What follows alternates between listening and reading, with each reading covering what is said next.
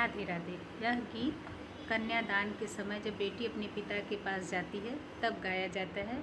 आइए सुनते हैं।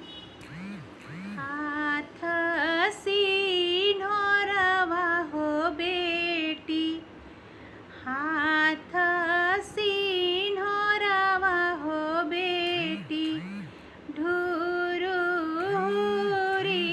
जाए ढूरली ढूरली हो बेटी, बाबा लगिया जाए।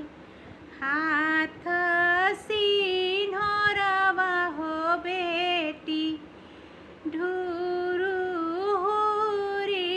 जाए ढूरली ढूरली हो बेटी, बाबा गोदिया जाए। हाथ सिन्होरवा हो बेटी, ढूरुरी जाए ढूरली ढूरली हो बेटी, चाचा गोदिया जाए।